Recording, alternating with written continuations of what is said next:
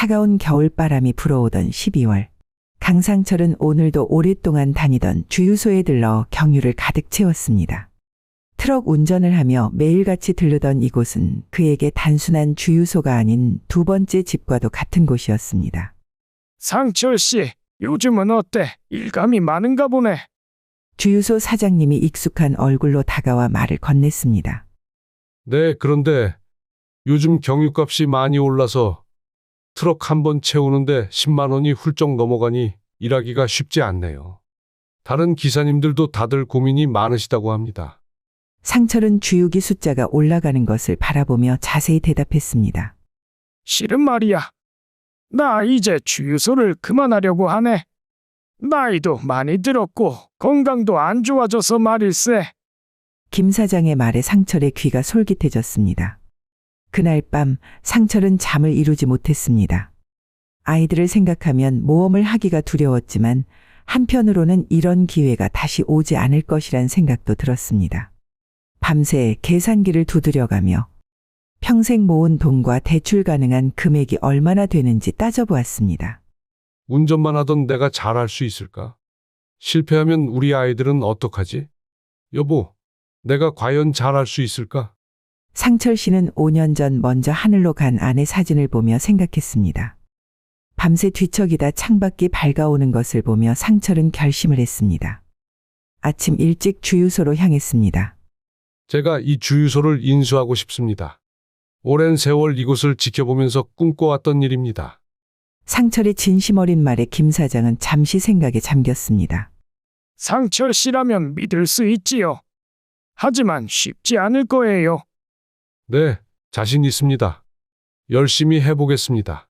그로부터 일주일 후 상철은 그동안 열심히 일해서 모은 돈과 은행 대출을 더해 주유소를 인수했습니다. 딸 지혜는 대학교 3학년, 아들 진호는 고등학교 2학년이었습니다. 아빠, 정말 주유소를 사신 거예요? 이제 우리도 가게를 갖게 된 거야. 아빠가 꼭 성공해서 보여줄게. 아버지, 제가 주말마다 가서 도와드릴게요. 학교 끝나고도 시간 날 때마다 가고요. 진호가 진지한 표정으로 말했습니다. 고맙다, 진호야. 근데 너는 아직 너무 어리니 공부나 열심히 하렴. 다음 날부터 상철은 매일 새벽 5시에 일어나 가장 먼저 주유소 문을 열었습니다. 밤 11시가 되어서야 문을 닫았지만 그의 얼굴에는 피곤한 기색이 없었습니다. 주유소는 이제 그의 전부였습니다. 사장님, 주유소가 전보다 훨씬 깨끗해졌네요. 여기 오면 기분이 좋아집니다. 화장실도 항상 깨끗하고 커피도 내주시고 다른 주유소하고는 차원이 달라요. 다른 주유소는 기계로만 세차하는데 여기는 세심하게 손세차까지 해주시니 여기만 오게 돼요. 손님들의 진심 어린 칭찬이 이어질 때마다 상철의 가슴은 뿌듯함으로 가득 찼습니다. 처음 해보는 일들이었지만 하나하나 정성을 다해 배워나갔습니다. 이제 이곳은 단순한 주유소가 아닌 그의 꿈과 희망이 담긴 새로운 인생의 시작점이 되었습니다. 주유소를 운영한 지 6개월이 지났을 때 상철은 직원 채용 공고를 냈습니다. 면접 보러 온 사람들 중에서 22살의 김병호라는 청년이 유독 눈에 띄었습니다. 깔끔한 옷차림은 아니었지만 진지한 눈빛이 인상적이었습니다. 지원서를 보니 특별한 경력은 없던데 혹시 주유소 일은 해본 적 있나요? 네, 주유소 일은 처음입니다. 사실 지금까지 여러 일을 전전했습니다. 공사장 일도 해보고 목욕탕과 식당 일도 했습니다. 어떤 일이든 성실하게 임하겠습니다. 병호의 목소리에는 간절함이 묻어 있었습니다. 혹시 좀 더 자세히 말해줄 수 있어요? 지금까지 어떻게 지내왔는지 궁금하네요. 네. 어릴 때 부모님을 모두 여의고 친척집을 전전하며 자랐습니다. 대부분 창고나 건물 보일러실 같은 곳에서 지내다 보니 제대로 된 생활을 해본 적이 없습니다. 하지만 이제는 정말 한 곳에 뿌리 내리고 싶습니다. 상철은 병호의 나이가 자신의 아들과 4살밖에 차이가 안 난다는 걸 알고 마음이 무거워졌습니다. 그러면 병호 씨, 우리 같이 해보는 게 어떨까요? 서로를 믿고 함께 이 주유소를 키워나가 보면 좋겠습니다. 병호는 첫날부터 놀라운 성실함을 보여주었습니다. 새벽 5시 오픈 시간보다 30분 일찍 와서 주유소 바닥을 깨끗이 쓸고 화장실을 청소했습니다. 특히 어르신들이 셀프 주유기를 어려워할 때면 친절하게 설명해 드렸습니다. 할머님, 이렇게 카드를 꽂으시고 이 초록색 버튼을 누르시면 됩니다. 기름이 다 들어가면 영수증이 나오니까 그때 카드를 빼시면 되고요. 아이고, 우리 같은 늙은이는 이런 기계를 못 다루는데 젊은이가 이렇게 친절하게 가르쳐 주니 고맙구려. 다음에도 꼭 여기 와야겠어. 한 달이 지난 어느 날 상철은 병호를 사무실로 불렀습니다. 병호 씨, 주유소 뒤편에 있는 빈 방 말인데 거기서 지내는 게 어때요? 출퇴근도 편할 것 같고 방세도 아낄 수 있을 텐데요. 제가 거기서 살아도 될까요? 사장님, 정말 감사합니다. 제가 월급에서 관리비는 꼭 내도록 하겠습니다. 병호의 눈가가 붉어졌습니다. 겨울이 되자 상철은 병호의 방에 난방이 되지 않는 것을 발견했습니다. 병호 씨, 이렇게 추운데 왜 난방을 안 켜고 지낸 거예요? 이러다 감기 걸리고 건강 다 망가져요. 사장님, 이런 따뜻한 방에서 지내는 것만으로도 감사합니다. 친척집 창고에서는 지붕으로 비가 새고 바람이 들어왔는데 여긴 정말 천국입니다. 그리고 난방비를 아끼면 그만큼 주유소 운영에도 도움이 될 것 같아서요. 그래도 건강이 더 중요하지 않습니까? 난방비는 내가 책임질 테니 따뜻하게 지내세요. 시간이 흐를수록 주유소는 입소문이 나기 시작했습니다. 특히 병호의 친절한 서비스는 노년층 손님들 사이에서 큰 호응을 얻었고 매달 매출은 꾸준히 상승했습니다. 병호 씨, 이번 달도 매출이 늘었네요. 특히 어르신들이 많이 찾아주시는 것 같아요. 모두 사장님께서 좋은 기회를 주신 덕분입니다. 앞으로도 더 열심히 하겠습니다. 두 사람의 성실함과 정직함은 주유소의 가장 큰 자산이 되었습니다. 손님들은 이곳의 서비스가 특별하다며 입소문을 냈고 그들의 진심 어린 노력은 하나둘씩 결실을 맺어갔습니다. 주유소를 시작할 때만 해도 진호와 지혜는 열심히 돕겠다고 약속했지만 시간이 지날수록 발길이 뜸해졌습니다. 상철 씨가 지혜는 취업 준비로 바빠 보여서 또 진호는 공부하라고 아이들을 부르지 않았기 때문이었습니다. 상철 씨의 노력으로 주유소는 인근에서 가장 매출이 높은 곳으로 유명해졌고 그동안 아이들은 취업도 하고 결혼해서 각자의 가정도 꾸렸습니다. 그러던 어느 날 갑작스레 아들 진호가 주유소를 찾아왔습니다. 평소 명절에도 잘 찾아오지 않던 아들이라 상철은 의아했습니다. 아버지, 잠깐 시간 괜찮으신가요? 상의드릴 게 있습니다. 진호가 조심스럽게 사무실로 들어왔습니다. 그래, 무슨 일이니? 갑자기 이렇게 와서는. 상철이 의자를 빼주며 말했습니다. 제가 다니던 회사가 갑자기 문을 닫았어요. IMF 이후로 최대 불황이라더니 저희 회사도 결국 버티지 못했나 봐요. 아들의 목소리에는 당혹감이 가득했습니다. 그랬구나. 요즘 경기가 많이 안 좋긴 하더구나. 상철이 걱정스러운 눈빛으로 아들을 바라보았습니다. 그래서 말인데요. 제가 여기서 일하면 어떨까요? 나중에 제가 물려받을 텐데 이참에 미리 배워두는 것도 좋을 것 같아서요. 진호가 말했습니다. 상철의 눈이 반짝였습니다. 오랫동안 바라왔던 일이었습니다. 하지만 아들의 눈빛에서 뭔가 석연치 않은 것이 느껴졌습니다. 내가 그렇게 생각해주니 기쁘구나. 그래, 다른 직원들은 250만 원을 받는데 너는 이걸 물려받을 사람이니 500만 원을 주마. 감사합니다, 아버지. 열심히 배우도록 하겠습니다. 아들의 말투는 공손했지만 어딘가 진심이 느껴지지 않았습니다. 진호가 일을 시작하자마자 상철은 미뤄왔던 무릎 수술을 결심했습니다. 오랜 운전 생활로 망가진 무릎이었지만 주유소를 비울 수 없어 미뤄왔던 것입니다. 수술 전날 상철이 병원에 가고 없는 사이 진호는 병호를 불렀습니다. 병호 씨, 이제부터는 제 말 잘 들으셔야 할 거예요. 지금은 아버지가 사장이지만 곧 제가 이어받을 거니까요. 그리고 앞으로 바쁠 때는 세차기는 꺼두세요. 제가 하라는 대로 하세요. 안 그러면 일 그만두시게 할 거니까요. 병호는 어쩔 수 없이 진호의 지시를 따랐습니다. 병원 가는 길에 만난 단골 손님의 말에 상철의 마음이 무거워졌습니다. 사장님, 요즘 세차장은 왜 문 닫았어요? 기계가 고장 났나요? 네? 세차장을 닫았다고요?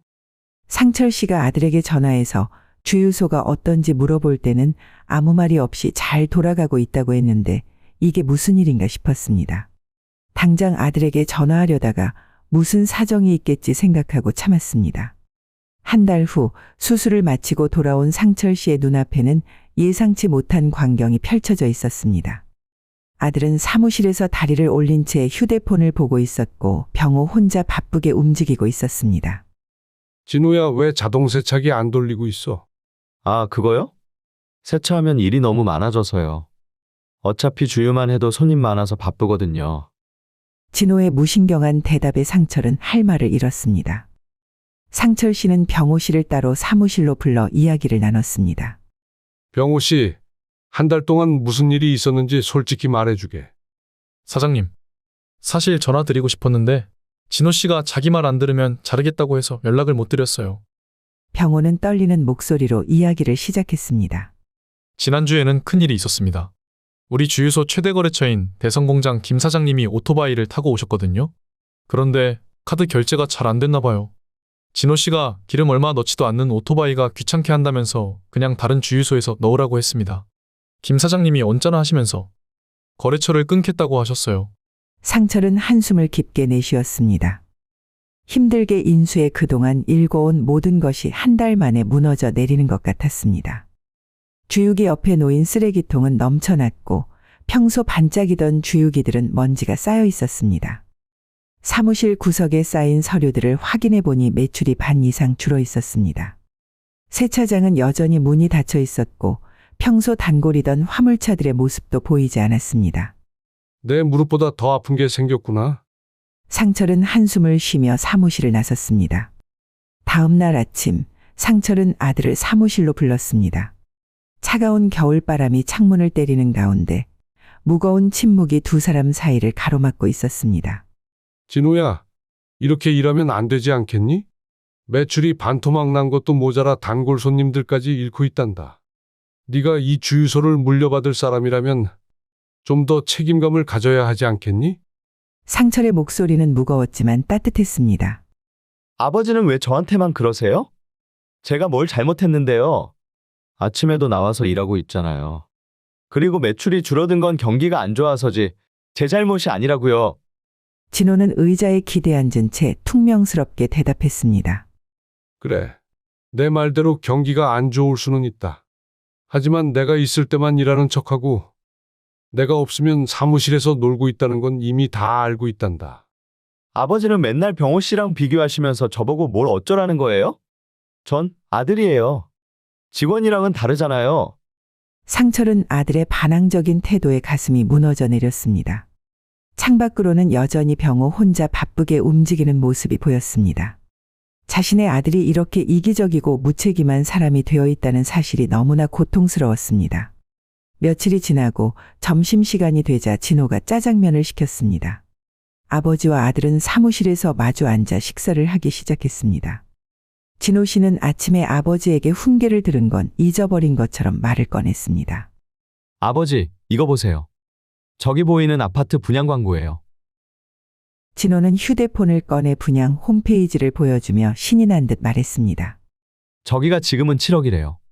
근데 여기 준공만 되면 15억은 그냥 넘을 거래요. 제 친구도 벌써 청약 넣었대요. 진호의 눈이 반짝였습니다. 그래서 하고 싶은 말이 뭐냐? 상철이 젓가락을 내려놓으며 물었습니다.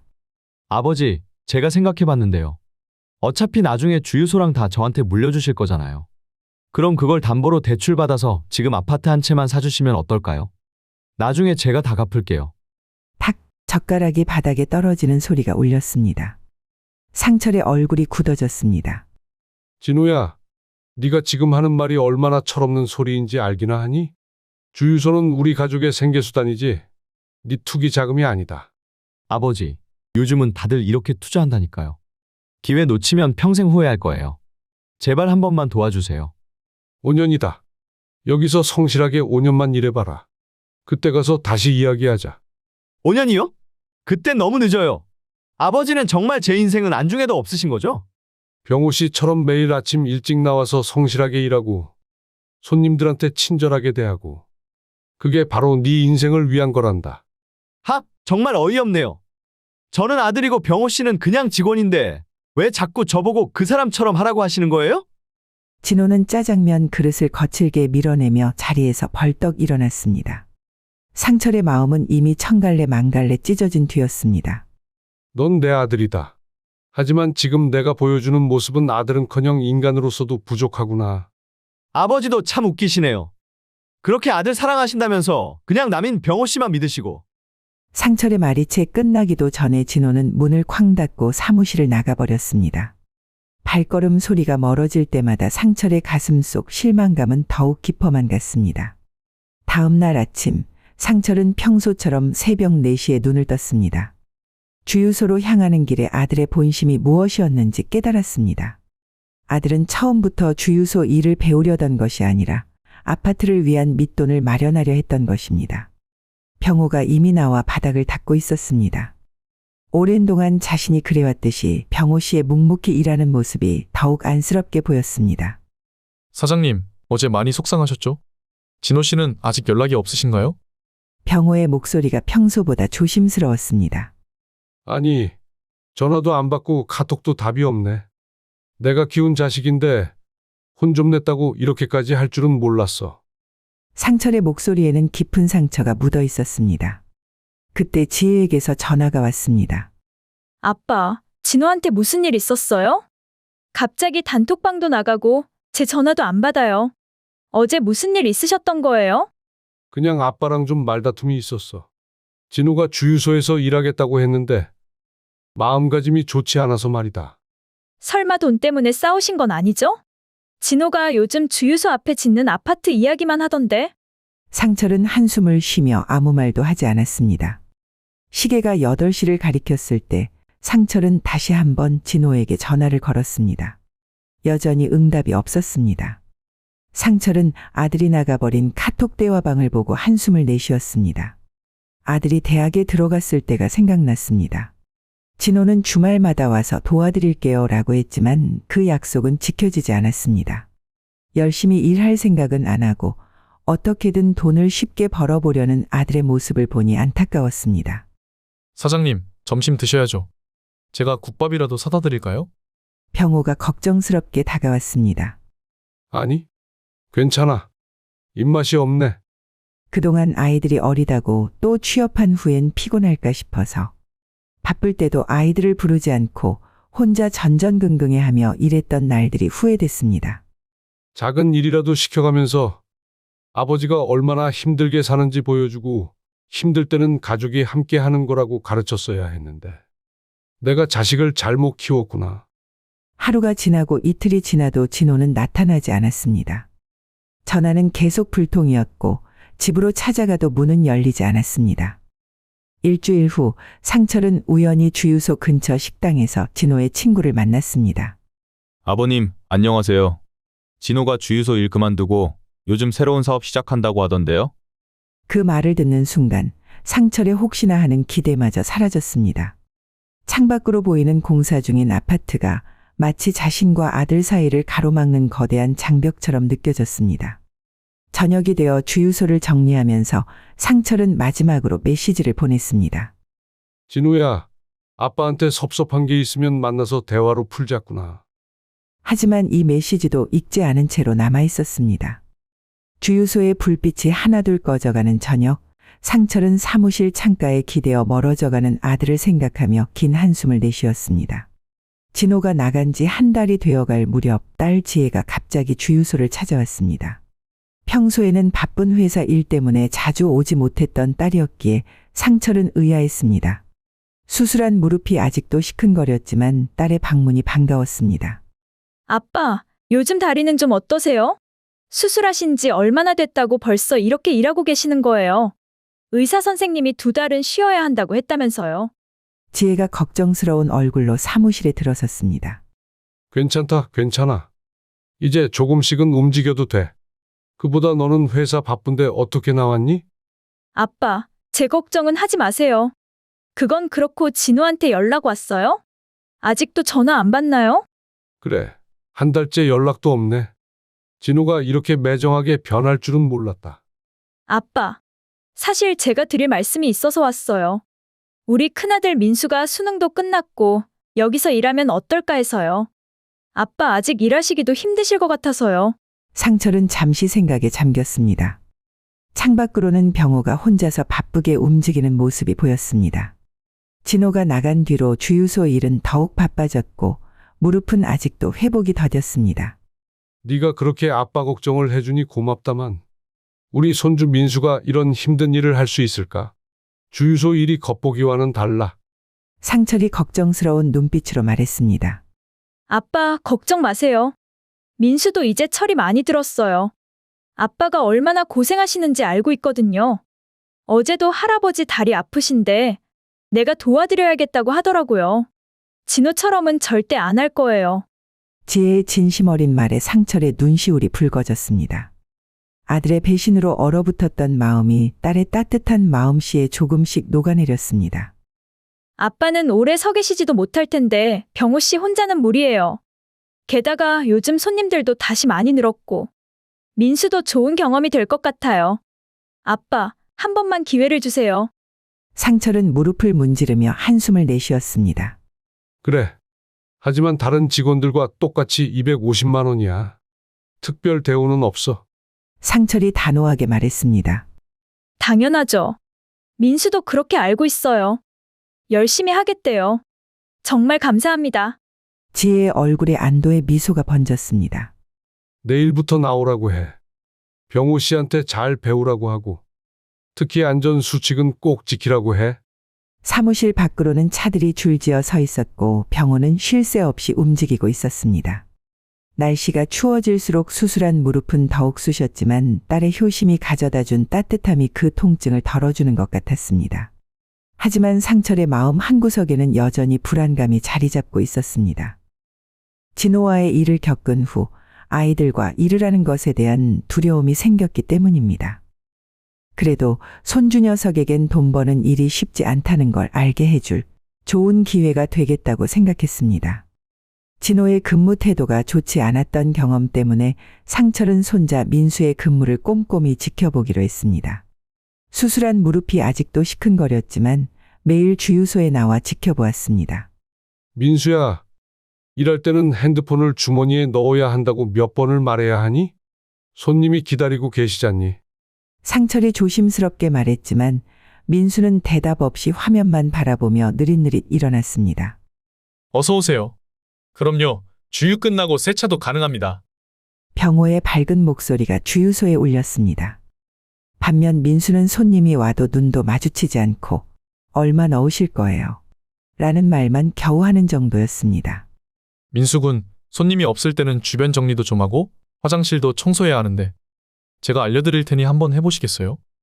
병호가 조심스럽게 말을 건넸습니다. 아저씨, 제가 청소하는 사람이에요? 그런 건 아저씨가 하시면 되잖아요. 전 손님 오면 기름만 넣으면 되는 거 아닌가요? 민수의 퉁명스러운 대답에도 병호는 묵묵히 청소를 이어갔습니다. 그러던 어느 날 끔찍한 사고가 발생했습니다. 대형 화물차가 들어왔을 때였습니다. 경유 가득 넣어주세요. 기사님이 분명히 말했지만 핸드폰 채팅에 열중하던 민수는 휘발유 주유기를 잡았습니다. 차량이 주유소를 빠져나가자마자 시동이 꺼졌고 기사님은 얼굴이 불그락푸르락해져서 돌아왔습니다. 도대체 이게 무슨 짓입니까? 제가 분명히 경유라고 했는데 귀가 있으면 들었을 텐데 이제 차량이 완전히 망가졌잖아요. 이거 수리비가 얼마나 나가는 줄 아십니까? 기사님의 고함 소리가 주유소 전체에 울려 퍼졌습니다. 죄송합니다. 저희가 모든 수리비를 부담하도록 하겠습니다. 견인도 바로 불러드리겠습니다. 상철이 급히 나와 깊이 고개를 숙였습니다. 아니, 이렇게 큰 실수를 하면 어떡합니까? 저는 지금 급한 물건을 실어 나르고 있었다고요. 이 피해는 누가 보상해 주나요? 민수는 마지못해 사과했지만 얼굴에는 오히려 억울하다는 표정이 역력했습니다. 제가 뭘 그렇게 잘못했다고 이러세요? 실수할 수도 있는 거죠. 그리고 그렇게 중요한 거면 기사님이 더 꼼꼼히 체크하셨어야죠. 상철은 손자의 태도에 망연자실했습니다. 사고를 낸 것보다 더 큰 문제는 이런 무책임한 태도였습니다. 자신의 잘못을 인정하고 진심으로 사과하는 대신 오히려 고객에게 책임을 전가하는 모습이 너무나 실망스러웠습니다. 며칠 후 상철은 은행 일을 보러 잠시 자리를 비웠다가 돌아왔습니다. 모퉁이를 돌아서는데 담배 연기가 코를 찔렀습니다. 주유소 담벼락 옆에서 민수가 동네 친구들과 담배를 피우며 웃고 떠들고 있었습니다. 민수야, 여기가 어디라고 담배를 피우는 거니? 주유소는 위험물 취급 장소라.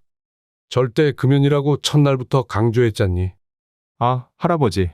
그게 민수는 잠시 당황한 듯 했지만 이내 뻔뻔한 표정으로 바뀌었습니다. 할아버지도 참 뭘 그렇게 예민하세요? 담벼락 밖인데 뭐 어때요? 제가 주유기 옆에서 피운 것도 아니고 요즘 어디 가도 다 피우는데. 그리고 왜 저만 갖고 그러세요? 전 손자인데 그냥 알바생보다도 못하게 취급하시는 것 같아요. 더는 못하겠어요. 그만두겠습니다. 민수는 담배꽁초를 아무렇게나 던지고는 가방을 들고 일어났습니다. 상철의 마음속에서 무언가가 끊어지는 소리가 들리는 것 같았습니다. 아들에 이어 손자까지. 가족이라는 이유로 준 기회가 이렇게 허무하게 끝나버리는 것을 보며 상철은 깊은 한숨을 내쉬었습니다. 다음 날 아침 상철의 휴대폰이 요란하게 울렸습니다. 아빠, 도대체 어떻게 이러실 수 있으세요? 민수한테 그렇게까지 하실 필요가 있으셨나요? 전화를 받자마자 지혜의 날카로운 목소리가 들려왔습니다. 지혜야, 무슨 일이 있었는지 차근차근 이야기해보자. 민수가 뭐라고 하던? 상철이 최대한 침착하게 물었습니다. 아빠, 솔직히 말씀해 주세요. 왜 지훈이한테는 500만 원 주셨으면서 우리 민수한테는 250만 원밖에 안 주시는 거예요? 이렇게 차별하시면 민수가 얼마나 상처받겠어요? 엄마가 살아계셨으면 이렇게까지는 안 하셨을 거예요. 지혜의 말에 상철은 가슴이 콱 막히는 것 같았습니다. 먼저 간 아내를 들먹이는 딸의 말에 순간 화가 치밀었지만 상철은 감정을 누르며 차분히 답했습니다. 지혜야, 네가 모르는 게 있구나. 주유소는 위험한 곳이야. 민수가 담배를 피우다가 큰일 날 뻔했어. 게다가 실수로 경유차에 휘발유를 넣어서 수백만 원의 피해가 났단다. 아빠도 참 그러시네요. 처음 하는 알바인데 실수할 수도 있죠. 아빠는 맨날 돈 하시니까 자식들이 다 멀어지는 거예요. 지훈이도 그래서 나간 거 아니에요? 돈 때문에 손자까지 내쫓으시게요? 지혜의 일방적인 비난에 상철은 깊은 한숨을 내쉬었습니다. 창밖으로는 병호가 여전히 성실하게 일하는 모습이 보였습니다. 그 모습과 민수의 불성실한 태도가 너무나 대비되었습니다. 아빠, 제 말씀 듣고 계신 거예요? 민수가 어제 밤새 울었다고요. 할아버지가 자기를 미워한다고. 이게 다 돈 때문이잖아요. 매사에 돈부터 계산하시니까? 내가 정말 돈만 안다고 생각하니? 상철의 목소리가 떨렸습니다. 마치 자신의 지난 40년이 부정당하는 것 같았습니다. 네. 맨날 돈 아끼시느라 자식들한테 인색하시잖아요. 우리 민수 월급도 그렇고. 아빠는 주유소만 알지 가족의 마음은 전혀 모르시는 것 같아요. 그래, 내 말대로다. 민수한테 더는 나오지 말라고 해라. 내가 너무 인색했나 보구나. 상철의 목소리는 담담했지만 그의 손은 떨리고 있었습니다. 그리고 아빠, 이번 명절에는 저희 못 갈 것 같아요. 진호랑 해외여행 가기로 했거든요. 아빠는 어차피 이번 명절에도 일하신다고 하실 것 같아서요. 주유소가 가족보다 더 소중하신 것 같으니까요. 전화가 끊기고 상철은 오랫동안 핸드폰을 바라보았습니다. 이제는 딸마저 자신을 이렇게 오해하고 있다는 사실이 가슴을 무겁게 눌렀습니다. 평생 자식들을 위해 살아왔는데 정작 자식들은 자신을 돈만 아는 사람으로 여기고 있었습니다. 사장님, 점심은 드셔야죠. 병호가 조심스럽게 사무실 문을 열었습니다. 병호 씨, 난 그저 우리 자식들 고생 안 시키려고 열심히 일만 한 건데 내가 잘못한 걸까? 상철의 눈가에 눈물이 맺혔습니다. 자식들의 원망, 손자의 반항, 그리고 자신의 부족함을 깨달은 아픔이 한꺼번에 밀려와 가슴 한 구석을 무겁게 누르고 있었습니다. 설날을 일주일 앞둔 어느 날 상철은 병호를 사무실로 불렀습니다. 창밖으로 하얀 눈이 소리 없이 내리고 있었습니다. 병호 씨, 이번 명절에도 같이 일할 수 있겠나? 내가 혼자 있게 되어서 말이야. 상철의 목소리에는 깊은 쓸쓸함이 묻어 있었습니다. 네, 당연히 함께 하겠습니다. 어차피 저는 갈 곳도 없고 사장님하고 같이 일하면 명절 같고 더 좋지요. 병호는 더 이상의 말을 아꼈지만 자식들이 아픈 아버지를 두고 여행을 간다는 것이 도저히 이해되지 않았습니다. 설날 병호는 평소처럼 새벽 일찍 주유소에 나왔습니다. 하지만 늘 자신보다 먼저 와 있던 상철의 모습이 보이지 않았습니다. 20년이 넘는 시간 동안 상철이 늦은 적은 단 한 번도 없었기에 불안감이 엄습했습니다. 아직 안 오셨나? 이상하네. 병호는 중얼거리며 전화를 걸었지만 신호음만 울릴 뿐이었습니다.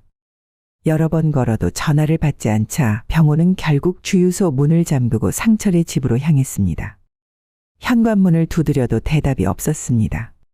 다행히 화분 밑에서 비상 열쇠를 찾을 수 있었습니다. 문을 열자마자 병호의 심장이 멎는 것 같았습니다. 사장님, 제발 눈 좀 떠보세요. 거실 바닥에 쓰러져 있는 상처를 발견한 병호는 즉시 119를 불렀습니다. 병원에 도착해서 응급수술을 하는 동안 병호는 떨리는 손으로 진호와 지혜에게 연락을 취했습니다. 진호 씨, 큰일 났습니다. 사장님이 쓰러지셨어요. 아, 지금 저희가 발리에 와 있어서요. 상황이 어떠신데요? 진호의 목소리에는 급박함이라곤 찾아볼 수 없었습니다. 의식은 있으신가요? 지혜가 전화를 받아 물었습니다. 네, 다행히 의식은 있으신데.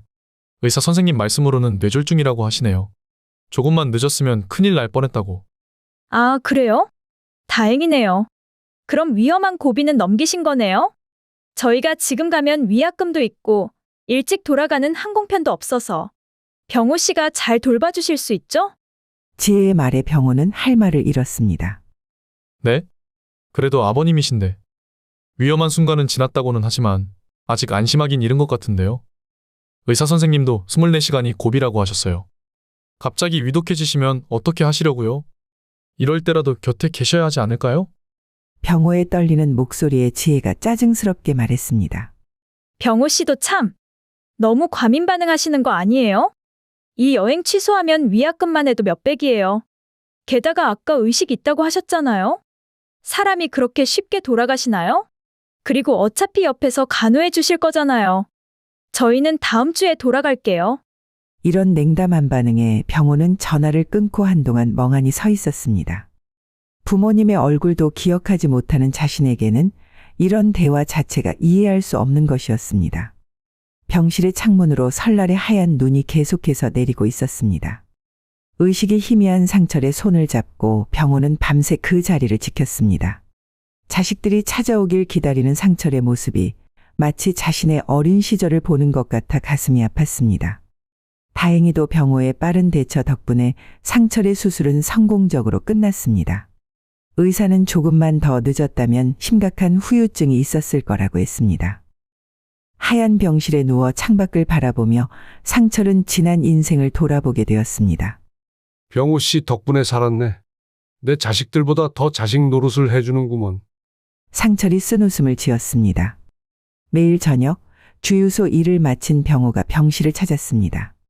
피곤한 기색도 없이 상철의 식사를 챙기고 약을 먹을 시간이면 깨워주었습니다. 사장님, 식사 드세요. 따뜻할 때 드셔야 해요. 그리고 이따 물리치료 시간에 제가 모시고 가겠습니다. 병호 씨, 이제 그만 가서 쉬게. 주유소 일도 바쁠 텐데 이렇게까지 신경 써주니 오히려 미안하네. 상철이 걱정스러운 목소리로 말했습니다. 괜찮습니다. 제게는 사장님밖에 없는걸요. 제가 이만큼 살 수 있었던 것도 다 사장님 덕분인데 이 정도는 당연히 해야죠. 병호의 말에 상철의 가슴이 먹먹해졌습니다. 일주일 후 해외여행을 마치고 돌아온 진호와 지혜가 병실을 찾았습니다. 선물 가방을 들고 들어온 그들의 얼굴에는 피곤한 기색이 역력했습니다. 아버지, 저희 왔어요. 뭐, 아버지 얼굴 괜찮아 보이시는데요? 이거 면세점에서 산 초콜릿인데 드세요. 진호가 시계를 보며 말했습니다. 병호 씨가 있으니까 걱정 안 해도 되겠네요. 그런데 아버지 생각했던 것보다 괜찮으시니까 가볼게요. 공항에서 바로 오느라 좀 힘드네요. 지혜는 가방을 챙기며 서둘러 말했습니다. 금세 자리를 뜨는 자식들을 바라보며 상철의 가슴에 깊은 상처가 새겨졌습니다. 발리 여행 이야기를 신나게 하면서도 정작 아버지의 상태를 걱정하는 마음은 찾아볼 수 없었습니다. 참 이상하지, 병호 씨. 밤늦게까지 병실을 지키고 있는 병호를 바라보며 상철이 말했습니다. 세상 사람들이 말하는 혈육의 정이란 게 말이야. 피가 물보다 진하다고들 하는데 때로는 피보다 더 진한 게 있나 보구먼. 자식들은 30분도 안 돼서 가는데 피 한 방울 안 섞인 자네는 이렇게 밤낮으로 내 곁을 지키고 있으니 말이야. 상철의 눈에서 눈물이 흘러내렸습니다. 병호는 말없이 그의 손을 잡아주었습니다. 수술 후 처음으로 흘리는 눈물이었습니다. 하지만 그것은 육체의 고통 때문이 아닌 마음의 상처 때문이었습니다. 퇴원한 지 한 달이 지났습니다. 상철은 거울 속 자신의 모습을 바라보았습니다. 한 번의 뇌졸중으로 훨씬 늙어 보이는 얼굴이 그를 마주보고 있었지만 눈빛만은 그 어느 때보다 단단했습니다. 이제는 결정할 때가 되었구나. 더는 미룰 수 없어. 상철은 휴대폰을 들어 오랫동안 연락 없던 자식들의 번호를 눌렀습니다. 아버지, 갑자기 무슨 일이신데요? 별일 없으시죠? 진호의 목소리에는 의외라는 듯한 톤이 묻어 있었습니다. 오늘 저녁에 너희들 좀 보자. 주유소 물려주는 것에 대해 이야기하고 싶구나. 지혜도 함께 오너라. 상철의 말에 진호의 목소리가 급격히 밝아졌습니다. 정말이세요? 드디어 결정하신 건가요? 아버지, 제가 얼마나 기다렸는지 아세요? 누나한테 바로 연락할게요. 진호는 곧바로 지혜에게 전화를 걸었습니다. 누나, 오늘 저녁에 아버지가 주유소 물려주는 얘기 하신대. 내가 데리러 갈 테니까 일정 비워. 그래? 드디어 결정하셨네. 알았어, 기다리고 있을게. 차 안에서 진호와 지혜는 들뜬 목소리로 이야기를 나눴습니다. 누나, 지난번에 얘기했었지? 주유소는 당연히 내가 받을 거야. 대신 아버지 집은 누나가 가져가. 진호가 운전대를 잡은 채 말했습니다. 그래, 네가 주유소 받는 건 당연하지. 그동안 고생하면서 배우기도 했으니까. 근데 진호야, 우리 민수도 좀 챙겨줘. 다시 주유소에서 일하게 해주고 월급도 좀 올려주고, 알았지? 당연하지. 걱정 마. 진호가 여유롭게 웃었습니다. 근데 진호야, 병호 씨는 어떻게 할 거야? 아버지가 많이 의지하시잖아. 지혜가 조심스레 물었습니다. 걱정 마. 당연히 잘나야지. 아버지한테 매일 고자질하고 나 없을 때 이것저것 간섭하고 잔소리하는 게 얼마나 꼴보기 싫었는지 몰라. 게다가 이번에 아버지 간병 좀 했다고 엄청 나대더라고. 진호의 목소리에 날이 섰습니다. 맞아. 저번에 민수한테도 되게 무시하는 투로 말했다더라. 자기가 뭐라고 그렇게 가르쳐? 어차피 직원일 뿐인데. 차가 상철의 집으로 향하는 동안 남매는 이미 주유소가 자신들의 것이라 생각하며 미래를 계획했습니다. 진호는 벌써 주유소를 담보로 대출을 받아 아파트를 사야겠다는 생각을 하고 있었고, 지혜는 아들의 월급을 올릴 생각에 들떠 있었습니다. 거실에 모인 세 사람 사이로 무거운 침묵이 내려앉았습니다. 상철은 소파에 앉은 진호와 지혜를 바라보았습니다. 병원에서 홀로 고민하며 보낸 시간들이 떠올랐습니다. 이제는 더 이상 망설일 필요가 없었습니다. 이제 더 이상은 내가 주유소를 운영하기 힘들 것 같구나. 그동안 많이 생각해봤다. 상철의 목소리에는 흔들림이 없었습니다. 아버지, 제가 열심히 하겠습니다. 이번에야말로 정말 성실하게 하겠습니다. 예전의 제 모습은 다 잊어주세요. 이제는 달라질 자신이 있습니다. 진호가 간절한 목소리로 말했습니다. 그래요. 아빠 지훈이가 잘 알 거예요. 민수도 이제 철이 들었고요. 우리 가족이 함께 꾸려나가면 좋잖아요? 지혜의 말이 채 끝나기도 전에 초인종 소리가 울렸습니다. 이 시간에 누구지? 진호가 의아한 눈빛으로 물었습니다. 상철이 천천히 일어나 현관문을 열자 병호가 서 있었습니다. 퇴근길에 들른 듯 작업복 차림이었습니다. 병호 씨가 여기는 왜? 지혜가 날카롭게 물었습니다. 내가 불렀다. 상철의 단호한 목소리에 모두가 놀란 듯했습니다. 아, 죄송합니다. 가족분들과 대화 중이시면 제가 나가 있겠습니다. 병호가 몸을 돌리려 했습니다. 앉게. 병호 씨도 이 자리에 있어야 해. 상철의 말에 병호는 조심스럽게 자리에 앉았습니다. 이제 주유소는 병호 씨에게 물려주기로 했다. 순간 방안이 얼어붙었습니다. 아버지, 이럴 순 없습니다. 그동안 제가 얼마나 기다렸는지 아세요? 저희는 아버지의 자식이에요. 어떻게 이런 결정을 하실 수 있어요? 제발 다시 한 번만 생각해 보세요. 진호가 목이 메인 듯한 목소리로 외쳤습니다. 아빠, 제발요. 우리가 뭘 그렇게 잘못했나요? 피 한 방울 안 섞인 남에게 우리 가족의 전부를 주시겠다는 게 말이 됩니까? 엄마가 살아계셨다면 절대 이러지 않으셨을 거예요. 지혜의 눈에서는 눈물이 흘러내렸습니다. 사장님, 저는 이런 큰 것을 받을 자격이 없습니다. 자제분들 말씀이 맞습니다. 병호가 떨리는 목소리로 말했습니다. 잘 들어. 주유소는 저절로 이만큼 성장한 게 아니야. 20년의 세월 동안 매일 새벽부터 열심히 일한 나와 병호 씨의 땀과 노력의 결과란다. 너희들은 그동안 내가 주는 돈으로 편하게 지내면서 나를 돈만 밝히는 사람으로 치부하더구나. 세상에 공짜는 없다는 걸 너희들이 깨닫길 기다렸어. 그런데 너희들은 갈수록 당연하다는 듯 받으려고만 했지. 내 인생을 갈아 넣은 이 주유소를 그런 너희에게 물려줄 수가 없다. 그리고 이 집은 앞으로 너희들의 행동을 지켜보고 결정하마. 진심으로 뉘우치고 변화하는 모습을 보인다면 물려줄 수도 있고 그렇지 않다면 사회에 기부할 수도 있다. 이 말에 진호와 지혜는 할 말을 잃었습니다. 화를 내자니 집마저 잃을까 두렵고 순순히 받아들이자니 자존심이 상하는 상황이었습니다. 아버지, 저희가 많이 부족했던 건 인정합니다. 하지만 이렇게 갑자기 저희도 기회를 주셨으면 좋겠습니다. 진호의 목소리에는 후회와 절망이 뒤섞여 있었습니다. 맞아요, 아빠. 저희도 이제야 깨달았어요. 너무 늦었지만 우리도 병호 씨처럼 성실하게 살아갈 수 있다는 걸 보여드리고 싶어요. 지혜는 흐느끼며 말했습니다. 하지만 상철의 결심은 이미 확고했습니다. 병원에 누워있는 동안 오지 않았던 자식들과 밤낮으로 곁을 지키던 병호의 모습이 선명하게 떠올랐습니다. 시간이 답해줄 거다. 너희가 진정으로 변화할 수 있다면 그때 다시 이야기하자.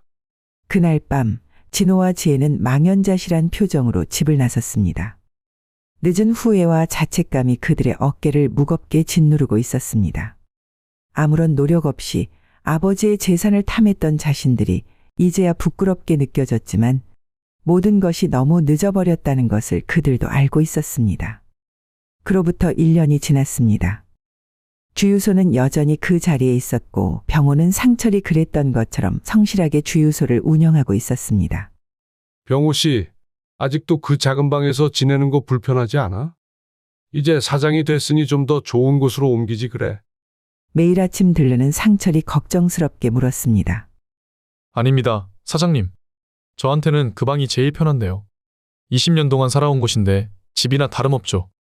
게다가 아침 일찍 일어나서 주유소 청소하기도 편하고요.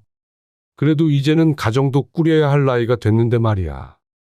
평생 혼자 살 건가? 사장님 덕분에 이렇게 큰 복을 받았는데 더 이상 바랄 게 없습니다. 주유소만 잘 지켜내도 제겐 과분할 정도입니다. 상철은 병호의 변함없는 모습에 가슴이 뭉클했습니다. 여전히 검소하게 살면서 주유소의 모든 수익을 재투자하는 모습이 20년 전 자신과 똑같았습니다. 진호랑 지혜가 요즘 한 달에 한 번씩 찾아온다네. 밥도 같이 먹고 가고. 병호가 조심스레 말을 꺼냈습니다. 그래, 변했다고는 하는데 아직은 그 마음을 믿기가 어렵구먼. 재산 때문인지 정말 뉘우쳤는지 분간이 안 되네. 상철의 목소리에는 아직도 서운함이 묻어 있었습니다. 자제분들도 언젠가는 깨달으시지 않을까요? 돈보다 중요한 게 무엇인지. 저도 사장님을 만나고 나서야 알았으니까요. 그래야 할 텐데. 주유소의 따뜻한 불빛 아래 상철과 병호는 마주 앉아 커피를 마셨습니다. 피는 섞이지 않았지만 20년이라는 시간이 만들어준 이 인연이 때로는 혈연보다 더 진할 수 있다는 것을 그들은 이미 알고 있었습니다. 어서 오세요. 병호의 밝은 목소리가 주유소에 울려 퍼졌습니다. 상철은 그 모습을 바라보며 미소 지었습니다. 이제 자신에게는 새로운 아들이 생겼고 주유소에는 진정한 주인이 생겼습니다. 요즘 애들은 너무 약해. 내가 너 임신했을 땐 새벽부터 일어나서 장사했어. 제 딸이 죽어가고 있잖아요. 제발. 애 낳는 게 뭐가 그리 대단하다고 난리야. 나 술 좀 마시고 있다가 갈게. 말도 안 되는 소리 하지 마세요. 우리 집안은 대대로 자연분만이었어요. 어머니, 제발 그만하세요. 이러다 미연이 죽는다고요. 더 이상 어머니 고집 때문에 미연이가 고통받는 거 못 보겠어요. 저는 이제부터 어머니 아들이 아니에요. 다시는 어머니 안 보고 살 거라고요.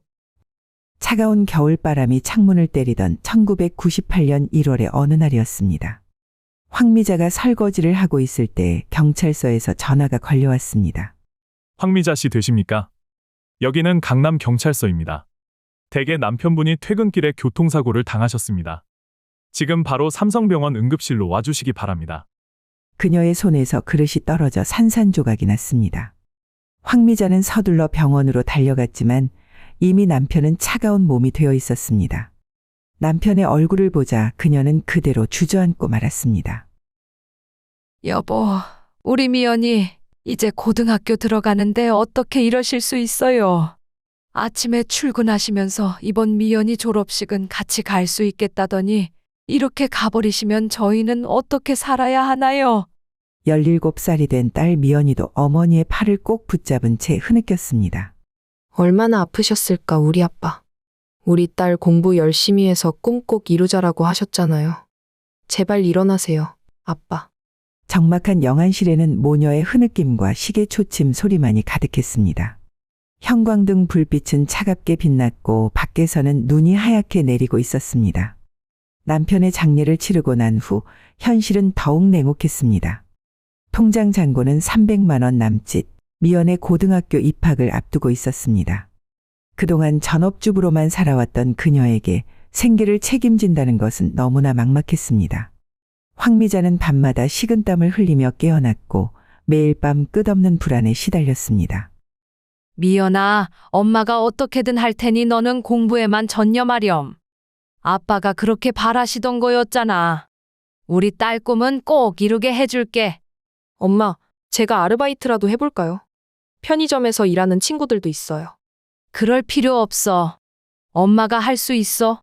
내가 공부에만 전념하길 아빠도 바라실 거야. 그러니까 너는 공부만 생각해. 교차로 신문에서 본 파출부 구인 광고를 보고 시작한 일은 쉽지 않았습니다. 밤늦게 들어와 보면 미연이는 이미 책상에서 잠들어 있었고 식탁에는 차가워진 라면이 놓여 있었습니다. 그럴 때마다 황미자의 가슴은 무너져 내렸습니다. 미연이는 고등학교 3학년이 되자 더욱 열심히 공부했습니다. 밤늦게까지 책상에 앉아있는 딸의 뒷모습이 아버지와 똑같아 보여 황미자의 가슴은 더욱 아팠습니다. 엄마, 제가 공부하는 모습 보고 계시죠? 저 꼭 성공해서 엄마 고생 끝내드릴 거예요. 그동안 얼마나 힘드셨는지 다 알아요. 이제는 제가 효도하게 해주세요. 수능 성적표를 받아든 날 담임 선생님은 서울의 명문대학을 강력히 권했습니다. 하지만 미연은 고개를 저으며 집 근처 대학의 전액 장학생 제도를 선택했습니다. 미연아, 네 성적이면 연세대도 갈 수 있을 텐데 정말 괜찮겠어? 네, 엄마. 전 여기가 더 좋아요. 전액 장학금도 받을 수 있고 무엇보다 엄마 곁에서 지낼 수 있잖아요. 엄마 혼자 일하시는 게 늘 마음에 걸렸어요. 이제 엄마 혼자 고생하시지 마세요. 대학 생활 동안 미연은 도서관에서 아르바이트를 했습니다. 첫 월급으로 황미자에게 예쁜 스카프를 사왔을 때 그녀는 마음 한켠이 먹먹해졌습니다. 남편이 살아있었다면 얼마나 자랑스러워했을까 하는 생각에 눈물이 났지만 꾹 참았습니다. 엄마, 이거 거절하시면 안 돼요. 엄마가 저 키우느라 얼마나 고생하셨는데요. 앞으로는 더 크고 좋은 선물도 해드릴 거예요. 그러니까 이번에는 받아주세요. 졸업을 앞두고 미연은 공무원 시험 준비를 시작했습니다. 매일 새벽부터 늦은 밤까지 도서관에서 공부하는 모습이 안쓰러웠지만 황미자는 딸을 자랑스럽게 지켜보았습니다. 임용장을 받던 날 미연은 눈물을 글썽이며 황미자를 꼭 안았습니다. 엄마, 드디어 해냈어요. 아빠가 보고 계셨다면 얼마나 좋아하셨을까요? 이제부터 제가 엄마를 책임질 거예요. 그동안 정말 감사했어요. 사랑해요, 엄마. 그날 밤 황미자는 남편의 사진 앞에서 오랫동안 울었습니다. 딸의 성공이 기뻤지만 이 순간을 함께 나눌 수 없다는 사실이 너무나 서러웠습니다. 여보, 오늘 우리 딸 임용장 받는 거 보셨죠? 당신이 그토록 바라던 공무원이 됐어요. 하늘에서 얼마나 자랑스러우실까요? 우리 딸 예쁘게 자랐죠? 이제 좋은 사람 만나서 행복하게 살기만 하면 좋겠어요. 당신이 계셨다면 얼마나 좋았을까요? 달빛이 환하게 비치는 밤, 황미자는 남편과 함께하지 못하는 딸의 인생의 중요한 순간들을 생각하며 깊은 한숨을 내쉬었습니다. 이제 딸이 좋은 사람을 만나 행복한 가정을 이루기만을 바랐습니다. 하지만 그 소망이 또 다른 시련의 시작이 될 줄은 그때는 알지 못했습니다. 봄날의 따스한 햇살이 비치던 어느 날, 퇴근 후 집으로 돌아온 미연이가 조심스레 입을 열었습니다. 엄마, 저 결혼하고 싶은 사람이 생겼어요. 이름은 강민우고 지금 대기업에 다니고 있어요. 민우 오빠 어머니가 다음 주 토요일에 상견례를 하고 싶으시다는데 시간 괜찮으세요? 강남의 유명한 한정식집 앞에 도착했을 때 황미자는 자신의 소박한 정장 차림이 초라하게 느껴졌습니다. 주차된 외제차들 사이로 걸어가는 동안 발걸음이 무거웠습니다. 호화로운 실내 장식과 조명이 눈부신 식당에서 화려한 한복을 입은 박영자가 그들을 맞이했습니다. 진주 비녀와 다이아몬드 귀걸이가 반짝이는 모습에 황미자는 더욱 위축되었습니다. 우리 민우가 얼마나 똑똑한지 아세요? 연세대 수석 졸업에 미국 유학까지 마치고 왔답니다. 지금은 대기업 승진을 앞두고 있어요. 앞으로 전무, 부사장까지 보장된 자리라고 하더군요. 박영자의 목소리에는 자부심이 가득했고 말마다 재력과 지위를 과시했습니다. 미연이는 공무원이라고 들었는데 7급이라고 했나? 월급은 얼마나 되고? 요즘 공무원들 연봉이 어떻게 되는지 잘 몰라서요. 그 말에 황미자의 손끝이 떨렸습니다. 자신이 평생 애지중지 키운 똑똑한 딸이 이런 식으로 평가받는 것이 견디기 힘들었습니다. 우리 식당이 작년에만 매출이 50억이 넘었어요. 이제 강남에 2호점도 낼 거고 결혼식은 호텔에서 시키려고요. 하객이 500명은 될 것 같아서요. 황미자는 밥을 거의 씹지도 못한 채 삼켰습니다. 10년 넘게 모은 돈이 이런 결혼식 준비에는 턱없이 부족할 것이란 생각에 숨이 막혔습니다.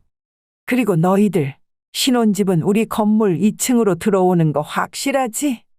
신혼집 따로 얻을 생각하면 안 되는 거야. 내가 위에서 늘 봐줘야 하니까.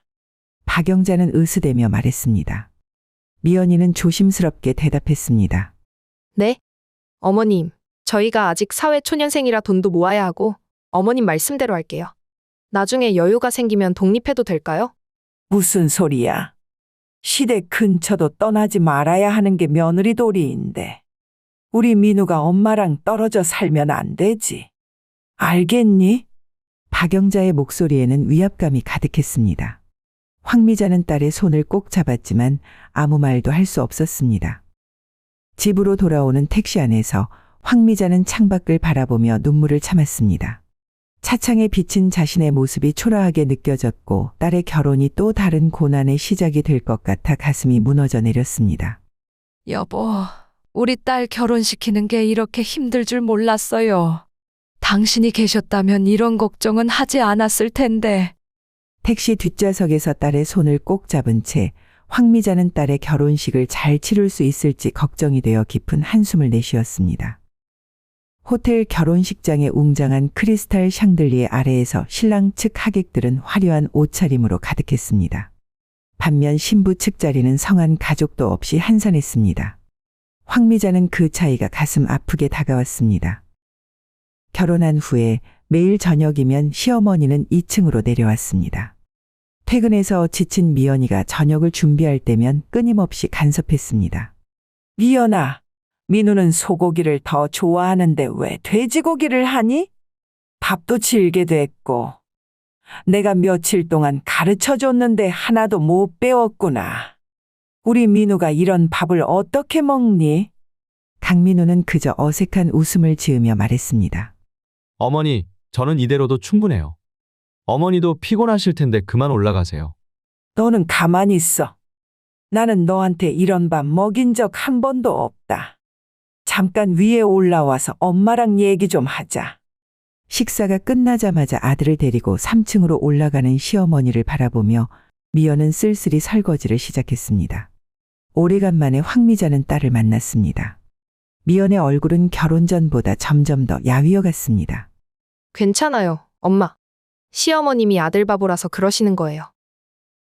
제가 이해해야죠, 뭐. 민우 오빠는 외아들이고, 제가 좀 더 잘하면 되죠. 말과 달리 딸의 목소리에는 깊은 한숨이 묻어났습니다. 창밖으로 비가 내리기 시작했고 차가운 겨울바람이 유리창을 때렸습니다. 미연아, 힘들면 언제든 집에 와서 쉬다가. 내 방은 그대로 있잖아. 그날 밤 집으로 돌아온 황미자는 남편의 사진 앞에서 오랫동안 울었습니다. 여보, 제가 딸아이를 잘못 시집 보낸 것 같아요. 당신이 계셨더라면 이런 선택은 하지 않았을 텐데. 우리 딸이 이렇게 힘들어하는데 저는 아무것도 해줄 수가 없네요. 그저 지켜볼 수밖에 없어서 너무 가슴이 아파요. 시계 초침 소리만이 적막한 방 안을 가득 채웠습니다. 창밖에서는 차가운 겨울 비가 끊임없이 내리고 있었고 황미자의 한숨 소리는 밤늦도록 이어졌습니다. 결혼 2년이 지나도록 아이 소식이 없자 시어머니 박영자의 압박은 날이 갈수록 심해졌습니다. 이렇게 늦게까지 아기가 없는 건 문제가 있는 거 아니니? 병원은 가봤어.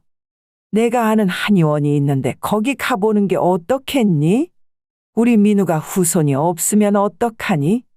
그러던 어느 날 미연의 기쁜 목소리가 전화기 너머로 들려왔습니다. 엄마, 저 드디어 임신했어요. 오늘 병원에서 확인했어요. 어머님이 너무 기뻐하시면서 당장 3층으로 올라오래요. 황미자의 가슴이 떨렸습니다. 하지만 그 기쁨도 잠시 시어머니가 했다는 말들이 모든 것을 어둡게 만들었습니다. 아들이어야 할 텐데. 우리 민우를 쏙 빼닮은 손자면 얼마나 좋겠어. 미연이처럼 여리여리한 건 곤란해. 우리 집안은 대대로 우람한 체격이었거든. 미연은 심한 입덧으로 고생했지만 박영자는 계속해서 집안일을 시켰습니다. 나는 입덧을 안 해봐서 잘 모르겠구나. 미연아, 임신했다고 너무 가만히만 있으면 안 돼. 주말에는 식당 일도 좀 도와주렴. 박영자의 요구는 날이 갈수록 심해졌습니다. 평일에도 야근이 많은 미연은 주말마다 큰 한정식집의 홀을 돌아다녀야 했습니다. 어머니, 미연이가 몸이 좀 안 좋아서 식당 일은 무리예요. 아들이 조심스레 말을 꺼내보지만 박영자는 들은 채도 하지 않았습니다. 요즘 애들은 너무 약해. 내가 너 임신했을 땐 새벽부터 일어나서 장사했어. 주말에 쉬지도 못하고 식당 일을 돕는 미연은 입덧으로 얼굴이 창백해진 채로 손님들의 식기를 치웠습니다. 또 화장실에 가는 거야. 방금 전에도 갔잖아. 이러니까 일을 제대로 못하지. 내가 민우를 임신했을 때는 새벽부터 저녁까지 장사해도 끄떡없었어. 요즘 애들은 너무 약해 빠졌어. 미연이 구토하고 돌아와 창백한 얼굴로 일하는 모습을 보고 민우는 너무 미안하고 안타까웠습니다. 결국 그날 오후 미연은 주방에서 쓰러졌습니다. 급히 병원으로 옮겼을 때 의사의 표정은 심각했습니다. 하열이 심합니다. 지금부터 절대 안정이 필요해요. 이대로 가다간 유산될 수 있습니다. 딸이 쓰러졌다는 이야기를 듣고 온 황미자는 누워있는 딸을 보며 마음이 찢어졌습니다. 아이고, 요즘 애들은 정말 약해도 너무 약해. 내가 임신했을 때는 새벽 시장도 다니고 무거운 짐도 다 들었는데 그때 1년 내내 일 다 하고 낳는 날까지 저녁 장사 다 마무리하고 병원 갔어도 애만 잘 나왔는데. 사돈의 비난이 이어지는 가운데 병실 안에는 무거운 정적만이 흘렀습니다. 창밖으로 저녁 노을이 붉게 물들고 있었고 미연의 눈에서는 소리 없는 눈물이 흘러내렸습니다. 황미자는 딸의 마른 손을 꼭 잡았습니다. 더 이상은 참을 수 없었습니다. 사돈어른, 미연이가 일도 하는데 주말에 식당 일까지 시키시는 건 좀 너무하십니다. 애가 이렇게 힘들어하는데 가만히 볼 수가 없습니다. 황미자의 목소리는 떨렸지만 단호했습니다. 딸의 창백한 얼굴을 보며 그동안 참았던 분노가 차올랐습니다. 병원 복도에는 깊어가는 밤의 정막만이 흘렀습니다. 황미자는 병실에서 불안한 잠에 빠진 미연의 창백한 얼굴을 바라보았습니다. 링거액이 한 방울씩 떨어지는 소리가 심장을 찌르는 듯했습니다. 여보, 당신이 계셨다면 우리 딸이 이런 고생은 하지 않았을 텐데. 이렇게 속수무책으로 지켜볼 수밖에 없어서 너무 괴로워요. 퇴원 후에도 박영자는 며느리를 힘들게 했습니다. 이제는 입덧도 가라앉고 좀 괜찮아지지 않았니? 그런데 아직도 이렇게 누워만 있는 거야. 내가 민우 가질 때는 새벽부터 일어나서 시장 보고 손님 상도 다 차리고 했단다. 요즘 애들은 왜 이렇게들 약한지 모르겠네. 내일은 좀 나와서 일 좀 도와줘야 하는 거 아니니? 사돈의 날카로운 목소리에 미연의 눈가에 눈물이 고였습니다. 민우는 어머니와 아내 사이에서 안절부절 못하며 서 있었습니다. 어머니, 의사 선생님이 퇴원 후에도 절대 안정이 필요하다고 하셨어요. 미연이 좀 쉬게 해주세요. 너는 왜 자꾸 네 마누라 편만 드는 거니? 내가 널 이렇게 키운 게 아닌데. 엄마 말이 그렇게 틀린 거야. 민우는 어머니의 날카로운 질책에 고개를 더욱 숙였습니다. 그의 어깨는 움츠러들었고 손가락만 만지작거렸습니다. 어머니 말씀도 맞는데. 그래도 지금은. 그래도 뭐가 그래도야. 임신했을 때 자꾸 움직여줘야. 나중에 애도 쉽게 나오는 거야. 며칠 뒤 황미자는 딸이 너무 걱정돼서 사돈에게 전화를 걸었습니다. 사돈어른, 주말에 식당 일은 제가 도와드리겠습니다. 아이고, 사돈까지 나서실 거 없어요. 우리 며느리가 좀 더 의지가 있었으면 좋겠네요. 시계 초침 소리만이 무거운 침묵을 가르는 가운데 황미자는 자신의 무력함에 가슴이 찢어지는 듯했습니다. 돈도 없고 백도 없어 딸을 이런 집에 시집 보낸 것이 이제와 돌이킬 수 없는 후회로 남았습니다. 그날 밤 황미자는 남편의 사진 앞에 무릎을 꿇었습니다.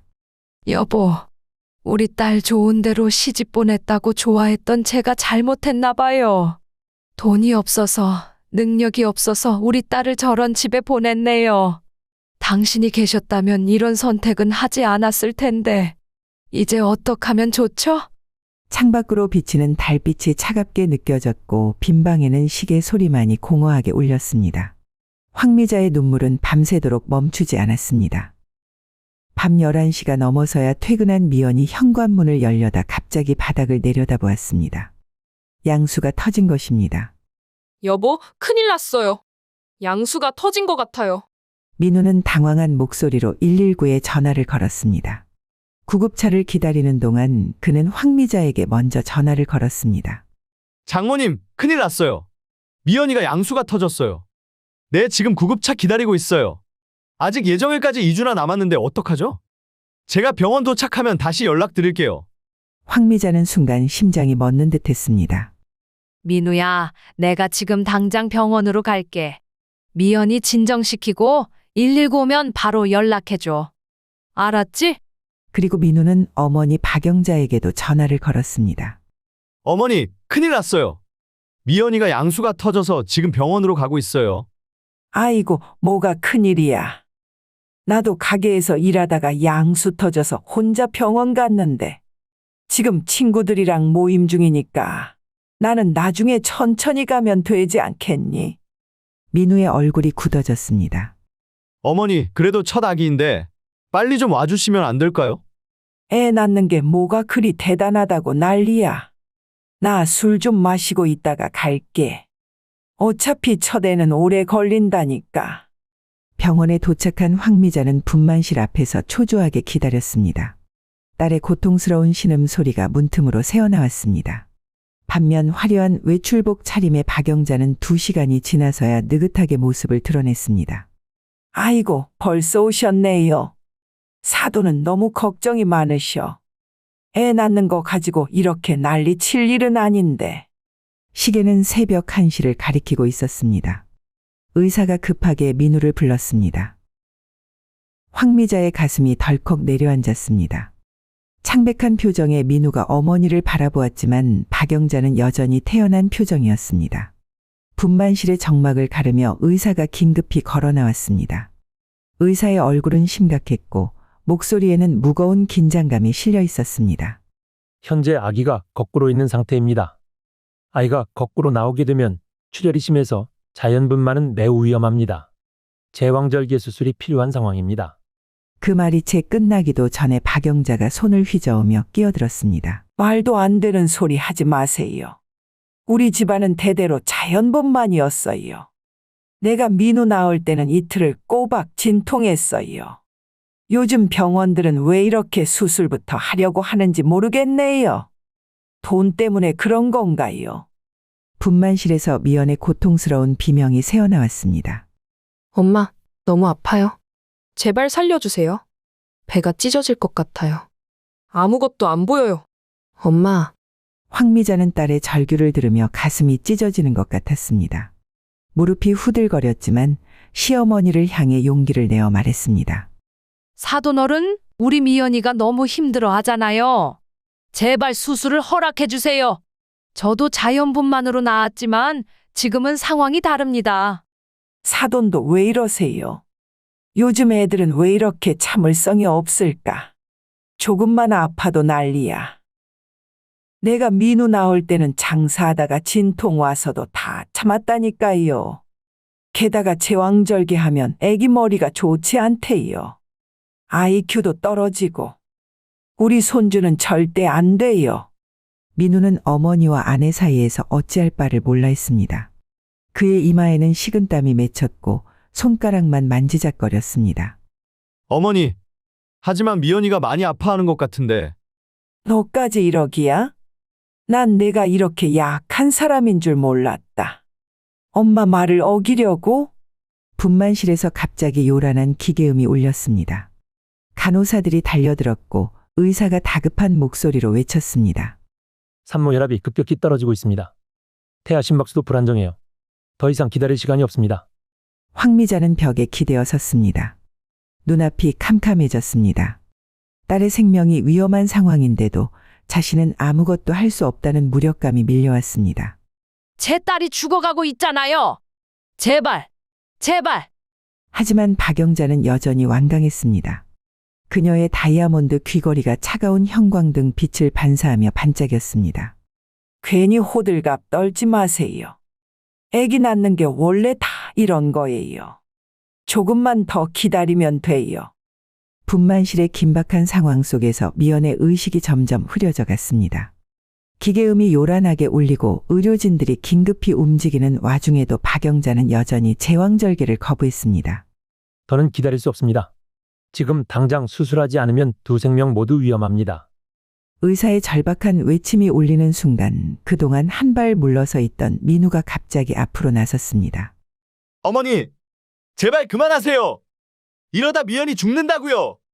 더 이상 어머니 고집 때문에 미연이가 고통받는 거 못 보겠어요. 복도에 울리는 민우의 목소리는 그동안 누구도 들어본 적 없는 절규였습니다. 평생 어머니 앞에서 고개 숙이고 순종하기만 했던 아들의 모습은 온데간데 없었습니다. 민우야, 내가 지금 엄마한테 대들고 있는 거니? 내가 감히 엄마한테. 박영자의 얼굴이 순간 하얗게 변했습니다. 평생 자신의 말이라면 절대 거역하지 않던 아들의 반항에 그녀의 다리가 휘청거렸습니다.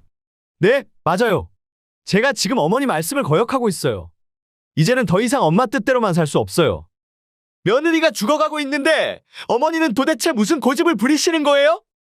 자연분만이 뭐가 그렇게 중요한데요? 사람이 죽어가고 있잖아요. 민우의 눈에서는 눈물이 흘러내렸습니다. 그의 떨리는 주먹에는 30년 동안 참아왔던 분노가 가득했습니다. 이 불효자식, 내가 너를 이렇게 키운 게 아닌데. 이게 다 너를 위해서 하는 말이야. 제왕절개로 태어난 애기들은. 이제 그만하세요. 더는 어머니 말씀 듣지 않을 거예요. 평생 어머니가 시키는 대로만 살았잖아요. 학교도, 전공도, 직장도 전부 엄마 뜻대로였어요. 하지만 이제는 제 가족을 지키겠습니다. 우리 미연이와 아기는 제가 지킬 거예요. 시계 초침 소리만이 울리는 정막 속에서 민우의 마지막 선언이 병원 복도에 울려 퍼졌습니다. 저는 이제부터 어머니 아들이 아니에요. 다시는 어머니 안 보고 살 거라고요. 박영자는 그 자리에 얼어붙은 듯 서 있었습니다. 입술이 파르르 떨렸고 화려한 옷차림이 무색하게 그녀의 어깨가 축 처졌습니다. 늘 당당하던 그녀의 모습은 온데간데 없었습니다. 의사 선생님, 수술 동의서 주세요. 제가 지금 당장 서명하겠습니다. 민우는 더 이상 어머니를 돌아보지 않았습니다. 황미자는 이 모든 상황을 지켜보며 가슴이 미어졌습니다. 모진 시어머니였지만 결국 아들을 영원히 잃어버린 한 어머니의 모습이 안타까웠습니다. 제왕절개 수술은 무사히 끝났습니다. 건강한 여자아이의 울음소리가 수술실을 가득 채웠고 병실로 옮겨진 미연은 눈물을 흘리며 말했습니다. 오빠 미안해요. 저 때문에 오빠랑 어머님 관계가 이렇게 될 줄은 몰랐어요. 하지만 더는 그 집에서 살 수 없을 것 같아요. 민우는 단호한 목소리로 대답했습니다. 미연아, 넌 미안해할 필요 없어. 이건 내 선택이야. 평생 어머니 말씀만 듣고 살았던 내가 처음으로 한 진짜 내 선택이야. 우리 이제 새로운 시작을 하자. 어머니와의 관계는 이제 완전히 끝났어. 다시는 너 힘들게 하지 않을게. 엄마, 저희 이제 어떡하죠? 우리 집으로 와. 우리 셋이 함께 살면 되지. 내가 퇴근하고 아기도 봐줄 수 있고 셋이서 새로운 시작을 하자. 황미자는 딸의 손을 꼭 잡았습니다. 그동안 딸을 지켜주지 못했다는 미안함이 가슴 깊이 남아 있었는데 이제라도 딸을 지켜줄 수 있다는 생각에 마음이 따뜻해졌습니다. 장모님, 정말 감사합니다. 이제 제가 미연이와 아기를 꼭 책임지고 행복하게 해주겠습니다. 민우는 깊이 고개를 숙였습니다. 그렇게 퇴원 후 세 사람은 황미자의 작은 아파트로 짐을 옮겼습니다. 좁은 공간이었지만 아기의 웃음소리로 집안은 매일이 축제 같았습니다. 황미자는 출근하는 딸을 대신해 손녀를 돌보는 재미에 푹 빠졌고 저녁이면 세 사람이 둘러앉아 소소한 이야기를 나누었습니다. 엄마, 이제야 진짜 사는 것 같아요. 그 집에서는 매일이 전쟁 같았는데 지금은 너무 행복해요. 매일 밤 남편의 사진을 보면서 황미자는 얘기했습니다. 여보, 우리 딸이 드디어 행복해졌어요. 당신이 계셨다면 얼마나 좋아하셨을까? 이제 제가 우리 딸과 손녀를 지키며 살게 됐어요. 당신도 하늘에서 지켜봐 주세요. 창밖의 달빛은 여전히 차가웠지만 이제 그녀의 마음은 따뜻한 봄날처럼 포근했습니다. 작은 방에서 들려오는 손녀의 숨소리와 딸의 행복한 웃음소리가 그녀의 남은 인생의 가장 큰 선물이 되었습니다. 넓은 한정식 집은 여전히 손님들로 북적였지만 박영자의 마음은 날이 갈수록 더욱 공허해져만 갔습니다. 늦은 밤 화려한 한복을 벗어두고 홀로 집으로 돌아오면 적막감이 그녀를 덮쳤습니다. 민우야, 엄마가 정말 큰 실수를 했구나. 네가 이렇게까지 날 미워할 줄은 몰랐어. 떨리는 손으로 매일같이 전화를 걸었지만 아들의 휴대폰은 항상 꺼져 있었습니다. 문자도 수십 번 보냈습니다. 아들아, 엄마가 잘못했다. 이제야 내가 얼마나 이기적이었는지 깨달았어. 제발 한 번만 엄마를 만나주면 안 될까? 하지만 답장은 오지 않았습니다. 용기를 내어 민우의 회사 앞까지 찾아갔습니다. 점심시간 멀리서 아들의 모습이 보였습니다. 민우야, 잠깐만 시간을 내줄 수 없니? 엄마가 잘못했어. 이제는 너도 며느리도 다 이해할 수 있어. 제발. 하지만 민우는 차갑게 돌아섰습니다. 어머니, 제가 분명히 말씀드렸을 텐데요. 이제 더 이상 어머니 보고 싶지 않아요. 어머니는 이제 남일 뿐이에요. 앞으로도 그럴 겁니다. 제발 저희 가족 곁에 오지 마세요. 민우야, 내가 너를 낳고 키운 엄마인데 그렇게 매정하게 할 수 있니? 네, 할 수 있습니다. 어머니는 제게 엄마였다가 아니었다가 하는 게 아니잖아요. 미연이가 죽어가는 순간에도 자존심만 내세우시던 분이 이제 와서 왜 이러시는 거예요? 박영자는 그 자리에 주저앉고 말았습니다. 값비싼 명품 가방이 땅에 떨어졌지만 죽지도 못했습니다. 집으로 돌아오는 택시 안에서 그녀는 처음으로 진심 어린 눈물을 흘렸습니다. 매일 밤 텅 빈 집에서 혼자 밥을 먹으며 아들에 대한 집착이 결국 모든 것을 망쳐버렸다는 걸 뼈저리게 깨달았습니다. 내가 욕심이 너무 많았어. 그동안 내 고집만 부리다가 애들에게 상처를 줬구나. 이제는 손주 얼굴도 못 보고. 창밖으로 비치는 달빛은 그 어느 때보다 차갑게 느껴졌습니다. 화려했던 그녀의 삶이 이제는 한없이 초라해 보였습니다. 식당 단골 손님으로부터 손녀가 어린이집에 다닌다는 소식을 들은 날, 박영자는 밤새 잠을 이루지 못했습니다. 그동안 아들의 카카오톡 프로필 사진으로만 볼 수 있었던 손녀의 모습이 눈앞에 아른거렸습니다. 얼굴만이라도 한번 볼 수 있으면. 이른 봄날 아침 박영자는 어린이집 근처 골목에 서 있었습니다. 고급 한복 대신 소박한 옷차림이었고 화려한 장신구도 모두 뺐습니다. 그녀의 떨리는 손에는 손녀에게 줄 선물을 담은 작은 가방이 들려 있었습니다. 멀리서 사돈의 모습이 보였습니다. 손녀가 사돈의 손을 잡고 깡충깡충 뛰어가는 모습이 눈에 들어왔습니다.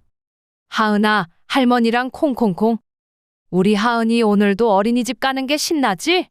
할머니, 나 오늘도 선생님한테 칭찬받을 거예요. 어제 배운 노래도 다 외웠어요. 하은이의 밝은 웃음소리를 들으며 박영자는 눈물을 참을 수가 없었습니다. 분홍색 원피스를 입은 하은이는 너무나도 예뻤고 그 모습은 어린 시절 민우와 똑 닮아 있었습니다.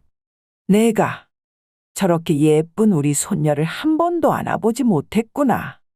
하은이를 어린이집에 데려다주고 나오던 황미자와 눈이 마주쳤습니다. 시간이 멈춘 듯한 침묵이 흘렀습니다. 사돈, 우리 하은이가 참 예쁘네요. 제가 정말 잘못했어요. 매일 이렇게 멀리서라도 볼 수 없을까요? 황미자는 사돈의 늙어버린 모습을 보며 마음이 아팠습니다.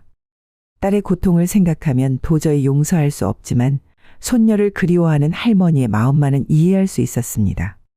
사돈어른, 하은이는 매일 아침 9시에 등원해요. 멀리서 보시되 절대 가까이 오시면 안 됩니다. 미연이와 민우가 알면 안 되니까요. 박영자는 떨리는 목소리로 대답했습니다. 정말 감사합니다. 이렇게라도 볼 수 있게 해주셔서. 우리 하은이가 이렇게 예쁘게 자랐네요. 미연이를 닮아서 그런지 눈망울이 참 맑아요. 제가 그때 그렇게 하지만 않았어도. 두 사람은 어린이집 앞 벤치에 나란히 앉았습니다. 봄바람이 살랑거리며 벚꽃 잎을 날렸습니다. 제가 얼마나 큰 잘못을 했는지 이제야 깨달았어요. 미연이가 그렇게 힘들어할 때 제가 조금만 더 이해해줬더라면. 우리 민우가 처음으로 저에게 소리를 질렀을 때 그제서야 제가 얼마나 이기적이었는지 알았어요. 황미자는 한숨을 내쉬며 말했습니다. 사돈어른, 미연이와 민우는 아직 마음의 준비가 안 된 것 같아요. 그동안의 상처가 너무 컸거든요. 특히 미연이는 임신 중에 받은 스트레스 때문에 지금도 악몽을 꾼다고 해요. 시간이 필요할 것 같습니다. 네, 이해합니다. 그저 이렇게라도 하은이를 볼 수 있다는 게 감사할 뿐이에요. 매일 밤 잠들기 전에 하은이 생각하면서 눈물만 흘렸어요. 제 욕심 때문에 손녀딸 한번 안아보지도 못하고. 황미자는 문득 자신도 한때는 시어머니의 마음을 이해하지 못했던 며느리였다는 것을 떠올렸습니다.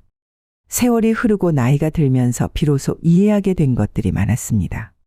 사돈어른, 하은이가 크면서 언젠가는 할머니의 존재를 알게 될 거예요. 그때가 되면 미연이와 민우의 마음도 조금은 누그러질지 모르죠.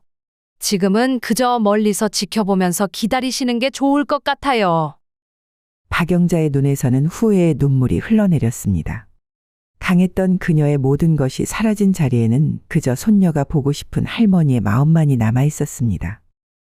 벚꽃이 흩날리는 어린이집 앞에서 두 사람은 서로 다른 마음으로 서 있었습니다.